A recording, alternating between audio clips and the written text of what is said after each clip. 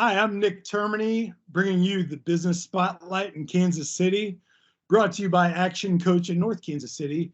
Today, I'm here with Quinton and Sheng. How are you guys? Hi, I'm Quinton. I'm the founder and managing director of Helios Airborne Solutions.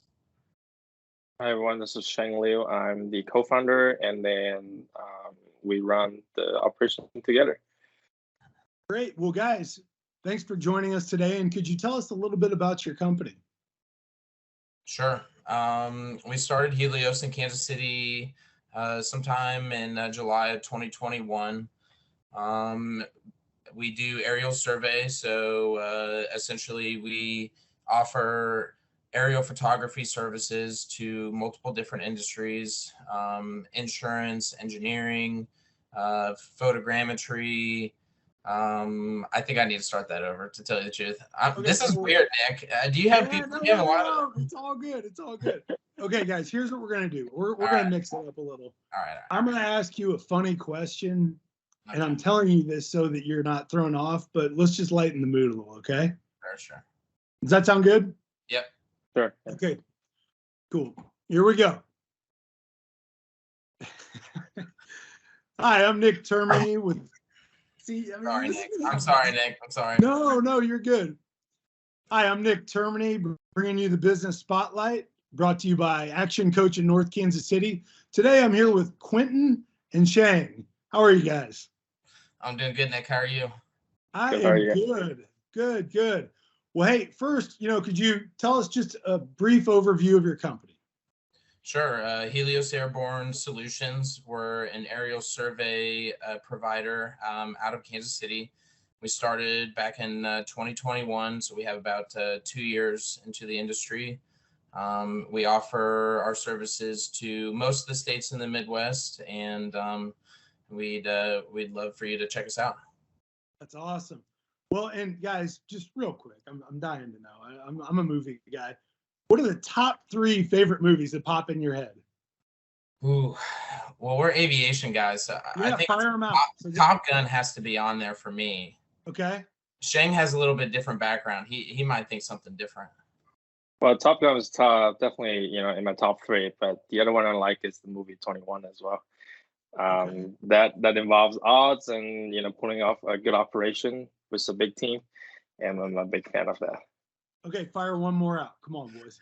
Ooh, I don't know. Childhood movie, maybe The Sandlot. Call. What about Top Gun Maverick? How are we not talking about that? That was a good one. I kind of lumped those two together. But the original was always better. But they made a good sequel. All right. Yeah. Well, guys, if we could dive back into talking about your business. So at ActionCOACH in North Kansas City, what we are striving to do is build community with business owners, managers, executives, that type of stuff. I mean, being in business, and owning your own company can be a lonely spot. And so we're showing that it's really bigger than us, right? Like all of us have similar paths to get to this point. And our stories, while it seems really unique and lonely at times, when you hear other business owners' stories, you realize that you're part of a bigger group that maybe you didn't know before. So if you could, Quinton, walk us through what brought you to starting your company. Sheng and I started working together back in late 2018. We had some really good times with our company, and there were some struggles as well. And we liked the idea of structuring the company around our needs and our desires and our goals for the future. And so being your own boss always seems like a good thing, and we thought so, but that doesn't mean there hasn't been challenges. And so, Sheng, have you always set out to own your own company, or did this just kind of come together on a napkin one night? Well, not exactly, but I kind of see it as a natural progression. Me and Quinton were both lucky enough to put in a leadership position in the last employer we worked for. And then we managed a team of 10, 20 people to fly around the country. And then over time, I slowly realized I'm more like a people leader. So I care about people and then want them to, be out on the road and have an enjoyable life and be able to come back home when they need to. So later on, a lot of stuff, didn't work out with the employer, and then we ended up seeing an opportunity that we can, have a little business that, apply the spirit, the belief, the things we believe in, and then have a little team of people that can work comfortably and then enjoy their life and work. That's awesome. And you can tell it resonates with you guys, and Mhm. showing that you can prove this and follow your passion and dreams and make your own company is a pretty cool thing. And so talk to us about who your ideal client is. So who is it that you guys serve? Sheng, do you want to go? Sure. Yeah. So we serve a lot of industries, to be honest. But our biggest ones are probably the federal contracts. Okay. Federal government wants to see, what the country looks like year over year. So we have big contracts flying certain spots of the country every year just to collect that image so they can compare, from year 1 to maybe year 10, 20. And then the next biggest sector we're in is constructions, and then the infrastructures. We're supporting that by providing high resolution images from the air. So, engineers in the office, they can plan around the images and then make sure the project get rolled out properly. That's awesome. So what's been your greatest success story since you guys started? I'd say our greatest success story, has really been doing this without private, lending. That was one of the biggest challenges that we had was we didn't fully understand what it would take to go out to a lender and ask for money. That has been a struggle for us, throughout the first year, but we kept our feet under us, and we put those that time in to get us to a point to where we can qualify, to get a little help. And as far as a project standpoint, one of our biggest successes was the project that we undertook this summer. It was a federal project, kind of like Sheng described before. One that we did when we worked for our former employer, and so to take on that same project and even do some of the work that we had done before, just it was a great accomplishment for us to realize that, hey, we can do this. Absolutely. And when you do something like that, it's really validating and gives you a new level of confidence to even push to the next level. That's awesome. And so, when you look at your growth pattern from where you guys started, like you mentioned, the challenges in getting the financing, what is something that surprised you from when you started to get to where you are now to have your own business? Well, I'll say a good thing that surprised us was, we were well received by our industry. Our industry in general is an older industry. You don't see a lot of younger faces as the owners and in the executive levels of some of these companies. And so we didn't really know how we would be accepted coming in. We didn't want to be the new guys on the block that they're trying to kick everybody out. That's not our goal.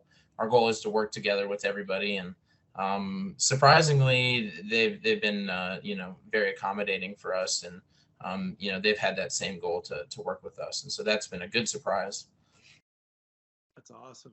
And so what are some of the biggest challenges you guys see in your industry today? So one of the biggest challenges that we deal with is just, the rise of inflation. We really see that in our operating costs of our aircraft. You really see that in the total cost to purchase some of these systems that we're flying around. It's just increasing quite a bit, and we're not exactly seeing a lot of the compensation, raising in the same way. And so it's just it's a balance to become more efficient and to use the resources that we have in a more effective way.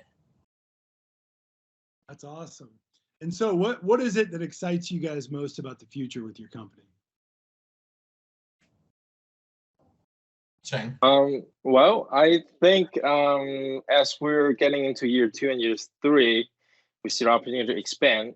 It's always exciting to fly more than 1 or 2 airplanes as a company, and then eventually we're gonna reach the goal. Our dream or of having a team of professionals and pilots, running a nationwide operation, and then people are getting paid good and then enjoying their life on the road. That's awesome. I'd also say, if you don't mind, one of the things that I really look forward to is taking an industry who's kind of been set in their ways and throwing our little twist on it, and maybe changing some things up and offering some newer services that maybe they haven't seen before. I love disruption. Market disruption is beautiful. So I love the spirit that you guys are bringing here. It kind of pumps me up a little. Yeah, and something you brought up earlier is collaborating with other companies, other different networks, and in our business, like in the business coaching and growth sector. I mean, it's all about collaboration and leveraging relationships, creating relationships, finding ways to build knowledge, grow. What do you guys do to continue to grow as business leaders? We both use LinkedIn quite a bit, and we try to utilize other networking resources to reach out to some of these, both local and national companies, and just kind of discuss and how we can work together. We try to soak in all the information that we can. We've worked with some really great people in the past. We have some other businesses in the industry, and their employees and their executives, like I said, have worked really well with us, and have even taught us a lot of things that have really kept us afloat up until this point. And so I'd say that's one of the biggest. Okay, last question. And both of you please answer. Please tell us about the greatest impact one of your mentors has had on your life that led you to this point in your business. Sheng, do you want to go? I need a minute to think about it. That's a big question. I mean, I'll just start. I come from a family that have taken the sleep quite a few times before me.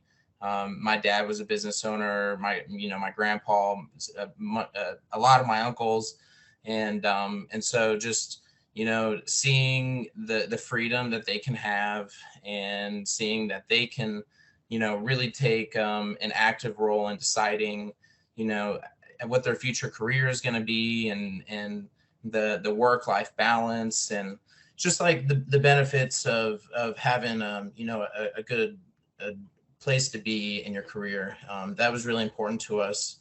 That's why we started this, was to have a better life. And we know that it would be a struggle in the first couple of years, and we're still dealing with that, but we got our eyes set on the future.